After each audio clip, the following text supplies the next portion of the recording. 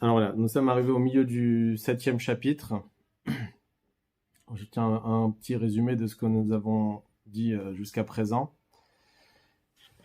On a commencé à parler de du deuxième niveau dans la Klippa et dans la Sitra Achara, qui est appelé Klippat Noga, qui est l'intermédiaire entre la Gdusha et les Shalosh Klipot Atmeot, les trois écorces de l'impureté,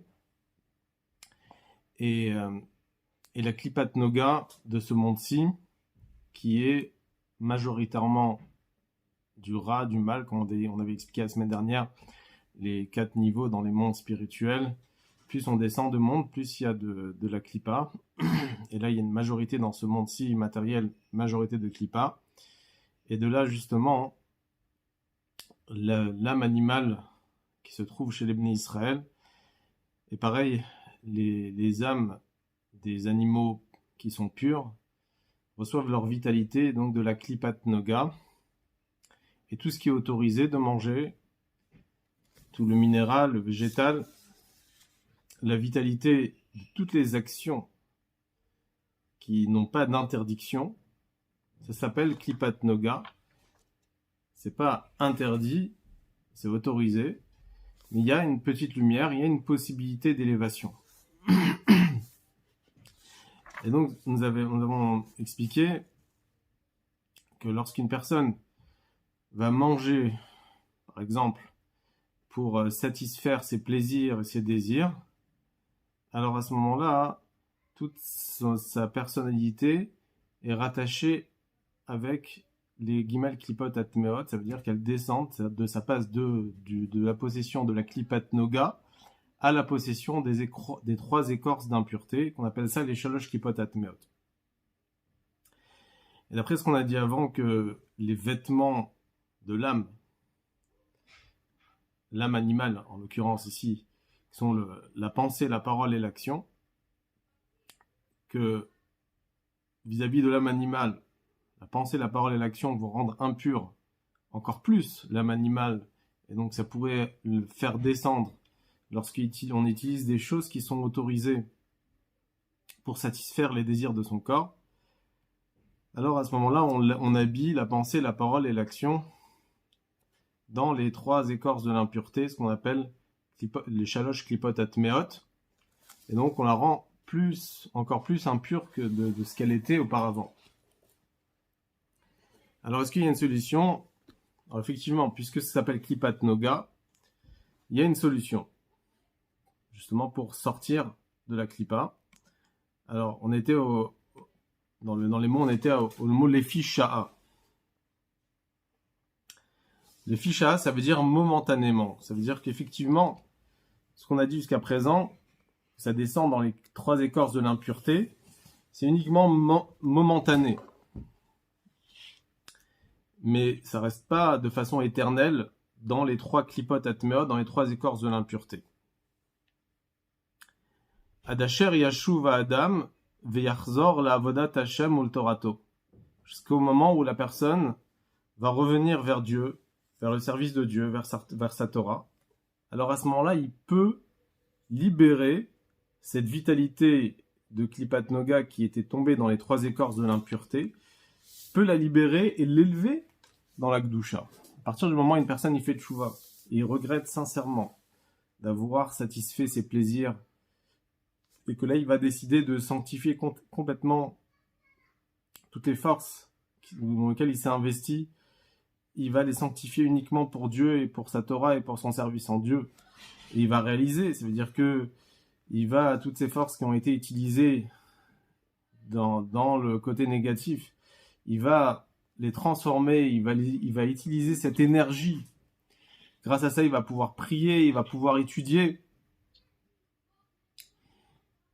Alors que avant, il avait utilisé cette énergie-là pour satisfaire ses désirs et ses plaisirs. Cette nourriture-là, c'était pour satisfaire sa ta'ava. Mais au moment où il va étudier il va utiliser cette énergie dans des choses de sainteté, de Gdusha. Alors à ce moment-là, il va pouvoir élever cette vitalité-là, des trois écorces qui est habillée dans les trois écorces d'impureté, l'élever dans la Gdusha, et l'amener donc dans la possession de la Gdusha. je continue dans les mots, qui les filles Shaya, Bessar Eter, Veyain Kacher, étant donné que la viande qu'il a mangée était autorisée, le vin qu'il a bu était kasher. Les kach yicholim lachzor velalot imo beshuvo la'avodat Hashem. Alors c'est la raison pour laquelle il peut faire remonter avec lui au moment où il va servir Dieu. Chez Zéou, Lachon éther en moutar. Ça, le mot ici qu'on dit éther, autorisé. C'est-à-dire quoi, éther autorisé? Ça ne veut pas seulement dire autorisé, mais ça veut dire aussi libéré. Comme on dit tous les matins, hein, dans les brachot du matin, il y a une bracha on appelle ça Baruch Ata Hashem Lekudum Lecholam, Matir Asurim. Dieu, il libère les prisonniers, parce que quand on dort, on est un peu enfermé, et quand on se lève, on peut se détendre. Alors il y a cette bracha de Matir Asurim. Matir, c'est on peut se libérer, libère les prisonniers. Donc le mot moutar, ça vient du mot aussi libérer. Et donc, ça veut dire quoi libérer? Ça veut dire qu'il y a une possibilité que ce qui était enfermé dans la klipa peut se libérer et s'élever dans la gdusha. C'est pour ça que c'est moutar. Le vin, il était cachère, la viande, elle était cachère, elle était autorisée. Sauf que il y a eu une mauvaise utilisation, mais étant donné qu'il a fait tchouva après, alors à ce moment-là, il peut libérer cela et l'élever à nouveau dans la gdusha. Klomar, she'eno kashur ve'asur bidei achitzonim. C'est pas attaché, c'est pas emprisonné dans les mains des extérieurs. Ça veut dire dans les mains de chitzonim, quand on dit les extérieurs, c'est la klipa. Shelo yuchal lachzor ve'la'alot l'Hashem d'une telle façon à ce que ça ne peut plus remonter. Non, ça peut se libérer. C'est éther. Éther, ça veut dire qu'il y a une possibilité de revenir et de s'élever vers la Gdusha. Mais de l'autre côté, effectivement, c'est vrai que ça remonte vers la Gdusha. Mais malgré tout, il n'a pas entièrement réparé à 100% ce qu'il a fait. Et pour ça, il dit, l'Admor Azakan, il dit, Rak shareshimu mimenu nishar begouf. Il y a malgré tout une empreinte dans le corps. Ça veut dire, tout ce qui, les ta'avot, les plaisirs qu'il a eu, tout ce qui s'est satisfait comme plaisir, il y a une empreinte d'impureté qui reste dans le corps, malgré qu'il a pu faire remonter vers la Gdusha, mais il reste quand même quelque chose qui est rattaché au corps, cette vitalité qu'il a eue avec le vin ou la viande qui était dans les clipotes. Alors ça reste quand même rattaché au corps. On va expliquer de façon plus détaillée dans le prochain chapitre, puisque de toute nourriture, toute boisson qu'on va consommer, ça devient notre chair et notre sang. Donc au moment où il va manger pour satisfaire son désir et son plaisir, à ce moment-là, il y a une vitalité, cette ta'ava, ce plaisir, il s'est habillé déjà, il est devenu son sang et sa chair. Donc ça fait partie de son corps. Et ça, c'est très difficile de l'enlever et l'élever vers la Gdusha. Et pour ça, la seule réparation, Velachen tsarich agouf le chibut akever. C'est pour ça que, malheureusement, au moment de la disparition de la personne, il y a des souffrances au niveau du corps après l'enterrement, après la disparition d'une personne de ce monde-ci. Alors le corps, il s'abîme. Alors c'est pas chas v'shalom une punition pour punir chas v'shalom, mais c'est uniquement pour réparer, pour raffiner, pour séparer les clipotes qui se trouvent à l'intérieur de son corps, tout ce qu'il a mangé pour satisfaire ses désirs et ses plaisirs. Que Moshe Yidbaer le Kaman, comme chez Moshe voir le Kaman, comme on va expliquer plus loin dans le 8e chapitre. Donc effectivement, les personnes qui n'ont jamais mangé par plaisir, pour satisfaire des plaisirs matériels, ils ont toujours mangé les Shem Shamaim pour servir Hachem, pour prendre des forces pour servir Hachem, pour pouvoir étudier la Torah, alors leur corps reste parfait, même plusieurs années après leur disparition. Comme on connaît beaucoup d'histoires avec des grands tzadikim qu'ils ont été déterrés plusieurs années après, et le corps, il est resté intact. Pourquoi? Parce que le corps, il était entièrement imprégné de Gdusha, il n'y avait pas d'impureté, donc le corps, il est resté intact.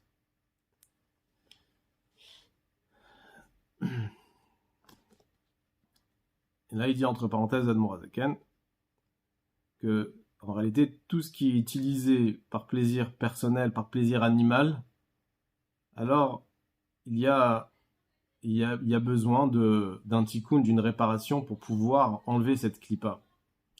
Par exemple, il dit Vechen achayut shebetipot zera sheyatsu mimenu betahava be'amit. Ainsi, la vitalité qui se trouve dans la semence qui était sortie par simple plaisir animal, shelo kidesh atzmo beshat tashmish imishto teora, où il n'a pas pu se sanctifier au moment de la relation avec sa femme avec une pureté. Alors, si les pensées, elles n'étaient pas pures, alors à ce moment-là, il y a une descente aussi dans les klipot atmeot, dans les écorces de l'impureté. Et là, on peut le faire élever. Bien sûr, on peut libérer ça dans la Gdusha, étant donné que la relation a été autorisée, a été permise. Sauf que c'était mélangé d'une ta'ava, d'un plaisir animal. Et c'est pour ça qu'il y a une possibilité d'élévation dans la Gdusha. Donc ça, c'est la différence entre ce qu'on appelle Issour et Éther. Issour, ça veut dire c'est emprisonné dans la Klippa. Et Éther, ça veut dire ça peut se libérer. Éther qui veut dire libérer, comme on a dit tout à l'heure, du mot Matir Asurim. Donc malgré que ça a pu descendre dans les 3 écorces de l'impureté, Shalosh Klipot Atmeot, il y a malgré tout une élévation dans la Gdusha, ce qui n'est pas le cas dans les choses qui sont réellement complètement interdites, où là il n'y a pas du tout d'élévation. Ce qu'il va dire ici tout de suite. Machenken b'machalot asurot ou viot asurot, ce qui n'est pas le cas. Donc dans les aliments interdits, asur, et dans les relations interdites, shen mishalosh klipot atmeot le gamre, là c'est complètement les 3 klipot atmeot, où là on peut pas, il n'y a aucune possibilité d'élévation dans la Gdusha, même si la personne a fait tchouva et que Dieu lui a pardonné ses fautes. Malgré tout, son action reste dans les klipotes, elle ne change pas. Et il y a cette vitalité-là, et c'est impossible de l'élever vers la Gdusha. Em asurim ou kshurim bidei achitzonim leolam. Il reste interdit, il reste emprisonné, attaché dans les mains des klipotes de façon éternelle. Ve'en olim misham ad ki yavo yom v'yevula amavet la netzach. Il n'y a pas d'élévation jusqu'au jour qui va arriver où la mort va partir de ce monde, c'est la venue de Mashiach, où à ce moment-là, toute l'impureté, tout le mal, il va être anéanti de ce monde avec la venue de Mashiach Bimera B'Yamenu, qu'on espère très prochainement. Alors à ce moment-là, la vitalité de Dieu, qui était emprisonnée dans les klipotes, elle va se libérer. Et à ce moment-là, elle va revenir vers sa place, sa vraie place, qui est dans la Gdusha. Comme Moshe Katouv, comme le verset il dit, Ve'et ruach atuma ha'avir min haaretz, que Akadosh Baruch Hu il dit, je vais faire partir l'esprit de cette impureté de ce monde. Donc, est-ce qu'il faut attendre vraiment Mashiach? C'est sûr que Mashiach va bientôt arriver, mais est-ce qu'il faut attendre vraiment Mashiach pour faire libérer les choses qui ont été emprisonnées dans les klipot atmeot?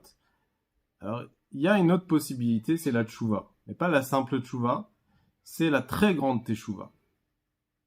Il dit, dans les mots, O acheyase tchouva gdola kolkach, shezdonot nasulo kezachuyot mamash. À moins qu'il fasse une très grande teshuva, où toutes les fautes qui ont été commises volontairement vont se transformer réellement comme des mérites.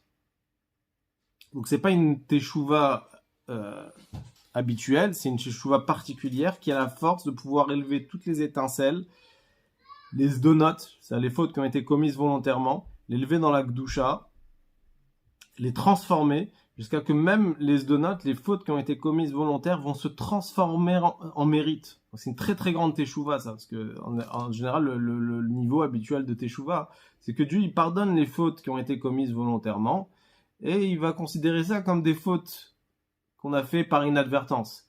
Mais là, c'est un niveau qui est beaucoup plus élevé dans la teshuva, c'est que toutes les fautes, elles se transforment en mérite, comme si c'était des mitzvot. Comment? Dishi tshuva me'ahava me'umka de liba be'ahava rabba. C'est une tshuva qui vient des profondeurs du cœur, avec l'amour profond envers Hachem. Vachashika, vachafetza, vachashika v'nefesh shokeka ledavka bo itbarer. Avec le désir et la soif de l'âme de vouloir s'attacher à Dieu. V'tzama nafsho l'Hachem ke'eretz hayefa v'tzia. Et son âme a soif de Dieu, comme une terre qui est fatiguée, qui est sèche et qui attend d'avoir de l'eau pour pouvoir se désaltérer. Et ça, c'est ce qu'on appelle la soif de l'âme. C'est un niveau de tchouva qui est très haut et qui a ce désir. Il arrive à un stade, il a un désir que la seule chose qu'il veut, c'est Dieu, c'est la Gdusha. Il veut s'enfuir du mal, il veut s'attacher à Dieu. Alors ce niveau de tchouva a la force de pouvoir transformer les fautes, les édonotes, les fautes commises volontairement en mérite. Pourquoi? Liot kiad ena aitanafsho beret siya vetsalmavet. Puisque jusqu'à présent, son âme se trouvait dans une terre sèche, une terre de mort. Il y a Sitra Achara, qui est l'autre côté, qui est la Klippa. Urchoka meor pnei Hashem betachlit. Et qu'elle est éloignée de la lumière de Dieu, complètement éloignée de la lumière de Dieu. Velazot tsama nafsho beyeter oz vetzimaon mitzimaon nafshot atzadikim. Et à ce moment-là, son âme est assoiffée, puisqu'il est parti tellement loin, tellement il s'est séparé de Dieu, il s'est séparé de la Gdusha, qu'il y a un rebond qui sent cet éloignement, et donc il a cette soif de vouloir s'attacher à Dieu encore plus que la soif qu'ils ont les âmes des tzadikim. C'est justement son éloignement où il a senti jusqu'à où il est arrivé malheureusement. Il a senti qu'il s'est complètement éloigné de Dieu, que ça lui a entraîné l'envie de vouloir se rattacher à Dieu. Et c'est pour ça que c'est les fautes même qui l'ont entraîné à faire teshuva. Ça veut dire c'est les sdonotes, même les fautes qu'il a commises volontairement, ça l'a amené dans l'obscurité totale, qui s'est dit oulala, où je suis arrivé, il faut que je revienne. Et donc il a un rebond, et ce rebond-là qui le ramène à la teshuva, ça c'est ce qu'on appelle la grande teshuva, parce qu'il a cette soif de vouloir s'attacher à Dieu, et c'est une soif qui est encore plus grande que celle qui existe chez les tzadikim. Comme Ramzal, comme les Chachamim ils disent dans la Gemara, Bemakom shebalei tshuva omdim chule, à l'endroit où les balais tshuva, ceux qui reviennent vers la teshuva, ils se trouvent, même les grands tzadikim ne peuvent pas se tenir. C'est écrit que non seulement les tzadikim ils se tiennent pas, mais ils ne peuvent pas se tenir devant la révélation de lumière qui se trouve de la teshuva d'un Baal teshuva. Ça veut dire que on peut atteindre un niveau de teshuva qui est tellement haut que on dépasse même le niveau des tzadikim et que même les grands tzadikim ne peuvent pas se trouver devant cette gdusha, cette sainteté, parce qu'ils partent avec un élan de lumière, d'attachement envers Akadosh Baruch Hu, et que ça sort de toutes les limites. Et donc là, il est arrivé à un stade de Tshuva Ilaha, puisqu'il a cette envie de s'enfuir du mal comme quelqu'un qui veut s'enfuir de la mort. Ve'al Tshuva me'ahava rabazo, et sur cette grande Teshuva-là, par amour, Amrou shezdonot na'asulo kezachuyot. Sur ça, les Chachamim ont dit que les mérites se transforment, les édonotes, les fautes commises volontairement se transforment en mérites. Oil ve'al yedeze, puisque grâce à ça, par les zdonot, par les fautes commises volontairement, Baal et Ahava Rabazo, il est arrivé à cette grande Ahava-là, cet grand amour. Donc en fait, c'est justement les zdonot ici, les fautes commises volontaires, et grâce au fait même qu'il s'est tellement éloigné, ça a entraîné cette approche, cet attachement avec Akadosh Baruch Hu. Et sans ça, il aurait pas pu s'approcher de Dieu. Donc à ce moment-là, les zdonot se transforment, les fautes volontaires se transforment en mérite, se transforment en mitzvot. Parce que le mot mitzvah, c'est quoi? Le mot mitzvah, c'est du mot tzavta vechibur, ça veut dire s'attacher à Dieu. Et justement, c'est ce qu'il fait. C'est-à-dire que les zdonot, ils deviennent en mitzvot. Par les zdonot, malheureusement, il a pu amener justement au tzavta, à l'attachement avec Akadosh Baruch Hu. Et donc, avec cela, il a la possibilité de faire sortir la vitalité qui s'est emprisonnée dans les 3 écorces de l'impureté et les libérer, les amener dans la Kedusha. Mais bien sûr, ça c'est une très grande teshuva, c'est pas une teshuva habituelle. Et arriver à un stade au-delà du tzaddik gamour. Mais aval teshuva, chez l'homme et à avazo. Une teshuva qui n'est pas fait avec cet amour-là, avec cet élan, Afshi tshuva nechona, va Hashem islachlo. Même si la tshuva, elle est bien, et que à Dieu, il va lui pardonner ses fautes. Mikol makom, lona sulo kezachuyot. Malgré tout, c'est pas devenu comme des mérites. Ve'en olim mea klipa legamre, et ça ne s'élèvera pas de la klipa entièrement. Adet ketz sheyevula amavet la netzach, jusqu'au jour de la fin, ça veut dire la fin des temps, Mashiach, où là, à ce moment-là, l'impureté, elle va complètement partir de ce monde. Et à ce moment-là, avec la venue de Mashiach, il va pouvoir justement libérer tout cela. Alors s'il y a des questions, n'hésitez pas. Donc tout ce qui est dit jusqu'à présent, donc on a parlé de Klipat Noga, on a parlé des Klipat Atmeot. Alors Klipat Atmeot, on a dit ce qui est Klipat Noga, ce qui est autorisé et descendu dans les plaisirs, il y a une possibilité d'élévation.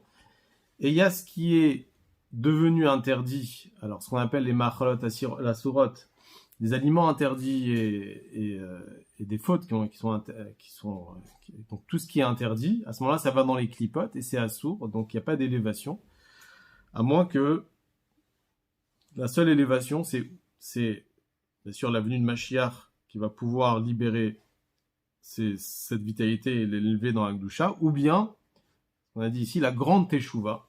Et s'il n'y a pas la grande teshuva, alors ce qui va complètement libérer des clipotes, c'est l'avenue de Mashiach. Maintenant, on va parler quand même d'une faute qui est très très grave. C'est vrai que dans Chassidut, on n'en parle pas beaucoup, mais comme on dit, il faut toujours, de temps en temps, ils en parlent dans Chassidut, parce qu'il faut quand même savoir que c'est interdit, et qu'on peut faire teshuva dessus. Alors c'est une faute qui fait partie des shalosh klipot atmeot. C'est une faute qui est des fautes les plus graves, comme on va expliquer plus loin. Mais la réparation de cette faute, elle est plus facile par rapport aux autres avérotes. Alors d'abord, je vais expliquer que ce qu'on avait parlé, la différence entre, en fait, une erreur qui est dans quelque chose qui est autorisé ou une erreur dans quelque chose qui est interdit. C'est quoi la différence? Pourquoi l'un il y a une élévation, l'autre il n'y a pas d'élévation? Parce que à partir du moment où une personne il fait une erreur dans quelque chose qui est autorisé, alors l'erreur elle est chez la personne. Dans les termes du Talmud, on appelle ça le gavra. Ça veut dire que l'erreur elle est chez l'homme, mais elle n'est pas dans l'objet dans lequel l'homme a contact avec. Parce que l'objet, la nourriture par exemple qu'il a mangée, elle est cachère. Sauf que lui, c'est la façon comment il a mangé de façon animale, pour son plaisir. Donc c'est pour ça qu'il y a une possibilité d'élévation. Alors lorsque c'est une avéra qui est assour, alors à ce moment-là, l'erreur elle n'est pas seulement vis-à-vis de l'homme, elle est vis-à-vis de l'objet. Le contact qu'il a eu avec l'objet interdit. Et étant donné que il s'est rattaché avec un objet qui est interdit, donc il s'est enfermé dans cet objet-là, qui est klipa, et donc c'est pour ça qu'on appelle ça assour.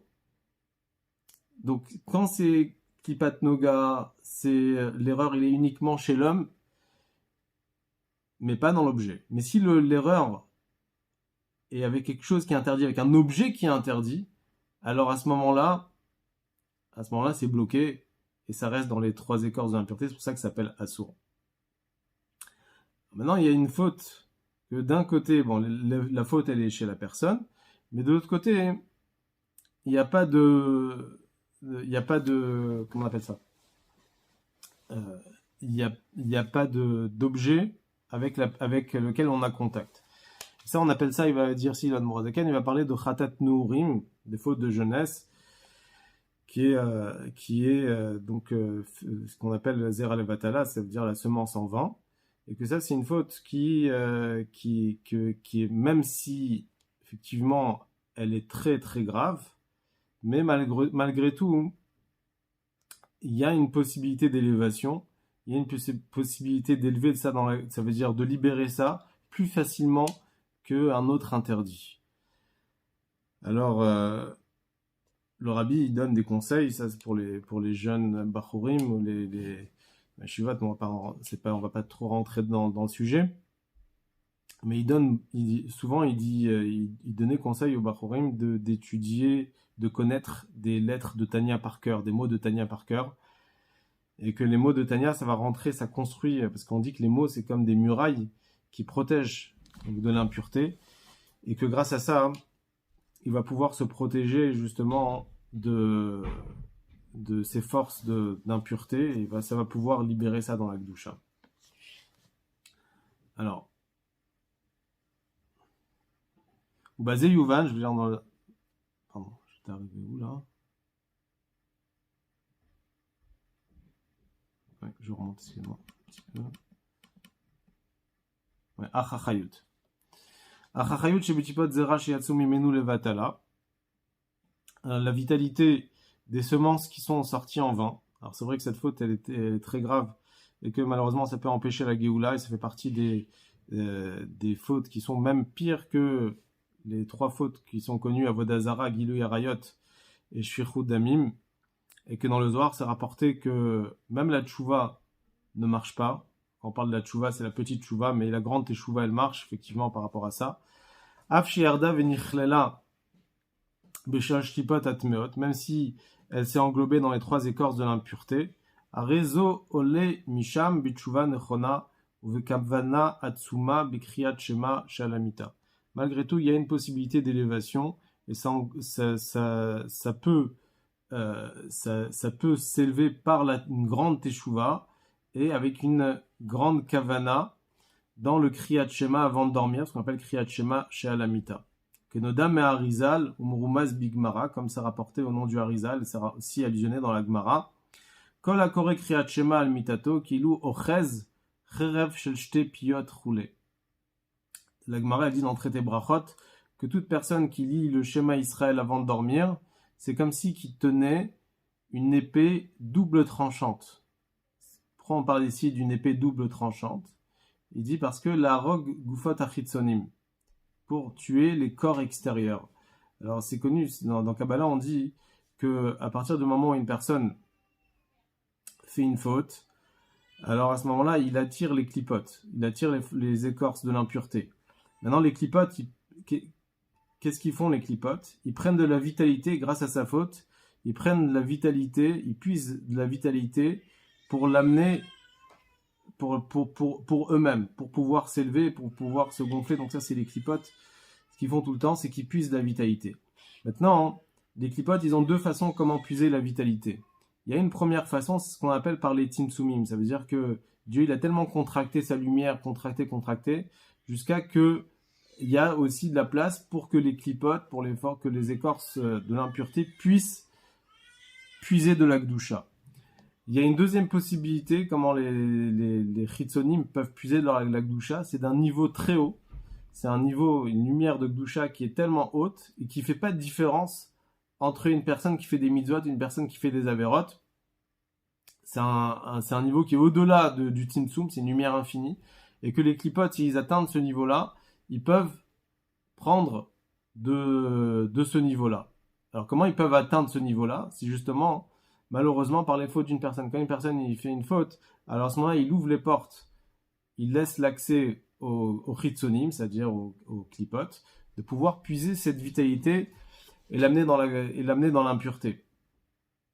Alors, puisqu'il y a deux portes qui sont ouvertes, il y a une porte qui vient par les chitzonim, c'est-à-dire par les tzimtzumim, par les contractions de la lumière de Dieu, ou bien, on a dit, par la lumière infinie de Dieu, alors on a besoin d'avoir une épée double tranchante. C'est ce qu'il dit ici, cherev shel shte piyot, une épée double tranchante, parce que l'épée double tranchante, justement, elle va empêcher l'accès aux clipotes de pouvoir puiser leur vitalité, que ce soit d'une porte d'entrée et que ce soit de l'autre porte d'entrée. Donc c'est pour ça qu'on dit ici Cherev Shel Shte Piyot, et c'est cela justement la force du Kriyat Shema chez Alamita, le Kriyat Shema avant de dormir, qui permet justement d'empêcher au corps extérieur de pouvoir puiser leur vitalité.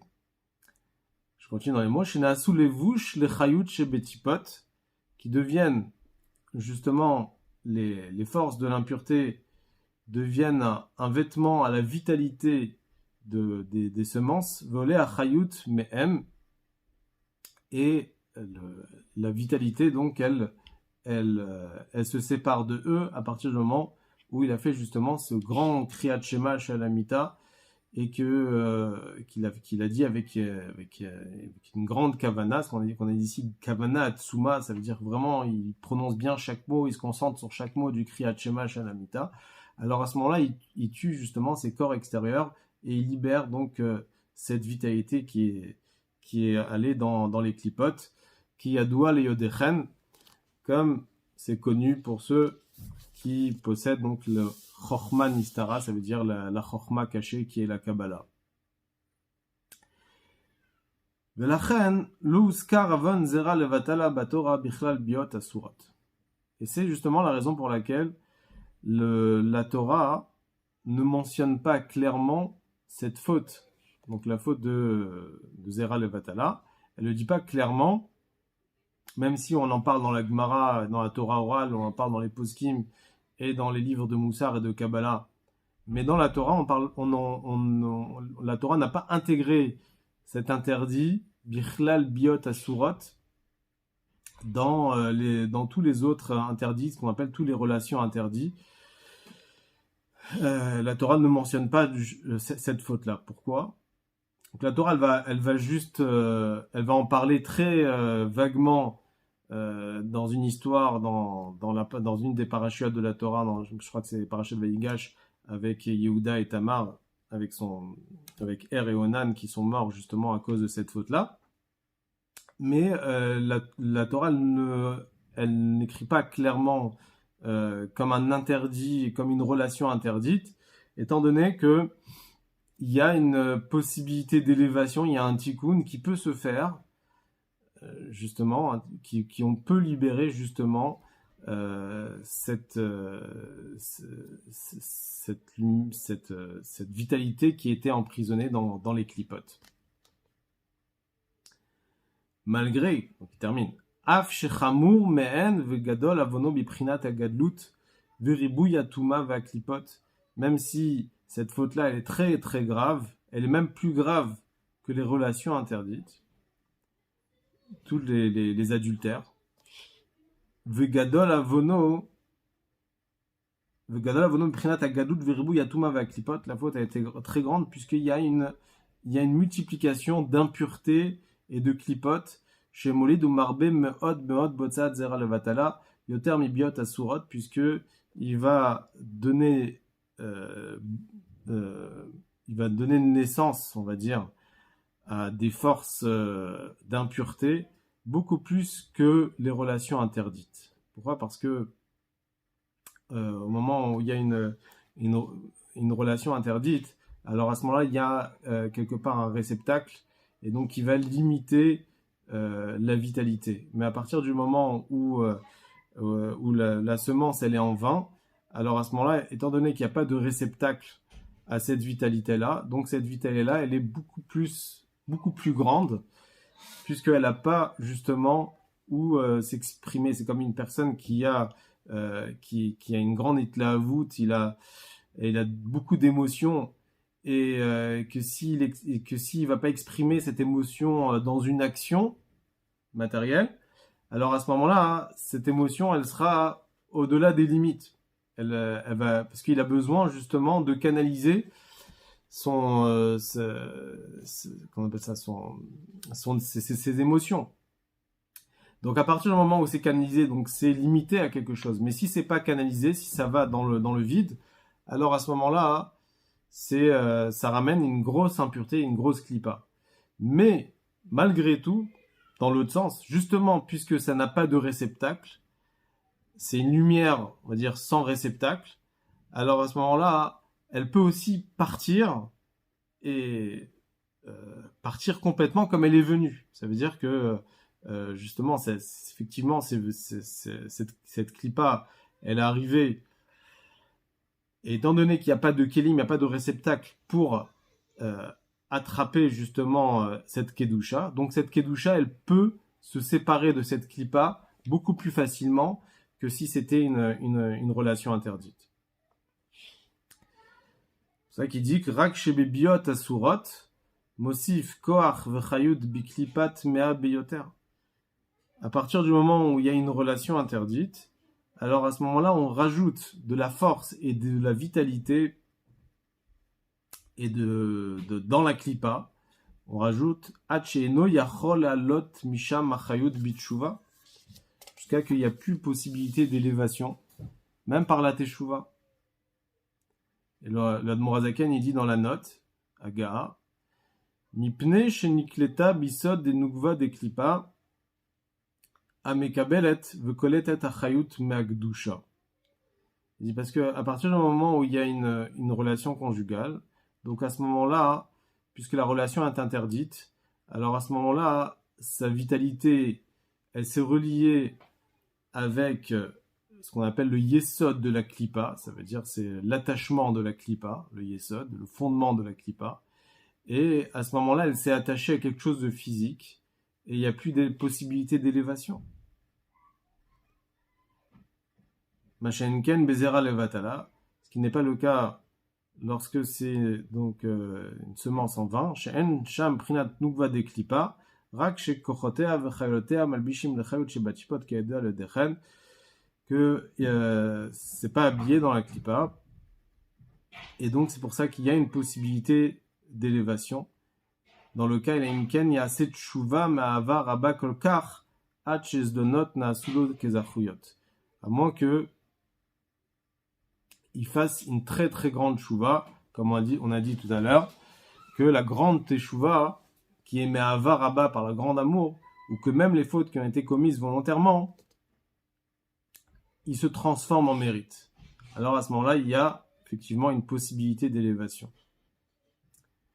On va terminer le dernier passage. Basé Yuval Ma'amar Hazal, Ezu Mouvat Shelu Yuchal Itkon Ze Sheba la Herva Volid Mamzer. Les Chachamim, ils disent quelle est la faute, l'impureté qui n'a pas d'élévation, qu'on ne peut pas l'élever dans la Gdusha. C'est une relation interdite qui mène naissance à un mamzer. Apparemment, d'après la halacha, il n'y a pas de différence. Si la relation était interdite, il a fait la même faute, il a fait la même avéra. Mais quel est le problème ici avec la naissance d'un mamzer? C'est que là, la klipa, elle s'est complètement, elle est physique. Donc à ce moment-là, sa vitalité, elle est là dans quelque chose de matériel, dans quelque chose de physique. Et à ce moment-là, c'est très très très très difficile de pouvoir libérer cette lumière de Gdusha qui est emprisonnée justement dans la klipa, puisque là, il y a effectivement la naissance d'un mamzer. Chez Asgam, il y a assez de tshuva kolkar, Ifshar la lot lo achayut likdusha. Parce que même s'il va faire une très très grande teshuva, ce serait impossible d'élever cette vitalité dans la Gdusha. Mais achar shekvar yarda l'olam hazeh, v'nitlapsha beguf basar vadam. Étant donné que cette vitalité est descendue dans ce monde-ci, elle s'habillait dans le corps d'un être humain. Et là, à ce moment-là, c'est devenu quelque chose de matériel, et c'est presque impossible de pouvoir libérer cette vitalité-là. Alors malgré tout, effectivement, on s'est raconté une histoire qui est connue dans le livre de Poker Chivrim du Admor Haim Tsaï, Nishmato Eden, qu'il y a une teshuva qui est encore beaucoup plus profonde, qu'il a la possibilité de libérer même la vitalité qui se trouve dans le corps des mamzerim, et que avec sa grande teshuva, il peut enlever cette vitalité-là. Il y a eu malheureusement une histoire comme ça, où il y avait un chassid qui a eu ce problème, qui est parti très loin malheureusement, et qui a eu ce problème, et qu'il a donné naissance à des mamzerim. Et donc, quand il est revenu voir l'Admor Haim Tsaï, il a fait une très très grande teshuva. Alors, la vitalité de Gdusha, elle s'est complètement partie, même du corps de ces mamzerim qui a donné naissance. Et malheureusement, ces enfants, ils sont partis de ce monde. Et donc, la vitalité, elle est remontée dans la Gdusha. Bon. Mais en tout cas, ici, le message principal de ce 7e chapitre, qui vient à la suite donc, de ce qu'on a dit dans les 6 premiers chapitres, c'est la notion des levushim, les vêtements de l'âme animale. Que même quand on utilise des choses qui sont autorisées, alors il faut savoir que même les choses autorisées peuvent descendre à travers les vêtements, à travers les auxiliaires de l'âme animale, peuvent descendre dans les shalosh klipot atmeot. Et bien sûr, il y a cette différence entre ce qui est autorisé et ce qui est interdit, ce qui a possibilité d'élévation, possibilité de éther, de s'élever vers la Gdusha, et il y a ce qui est issour, c'est-à-dire ce qui est complètement emprisonné, et qu'à ce moment-là, c'est très difficile de libérer ça, à moins qu'il fasse cette très très grande teshuva, et il va pouvoir libérer ça. On dit qu'avec la venue de Mashiach, où toutes les clipotes, ils vont s'annuler. On souhaite très très bientôt la venue de Mashiach, et que l'impureté de ce monde va partir, et on va pouvoir avoir la révélation de Dieu sur terre avec la construction du 3e Beth Amikdash.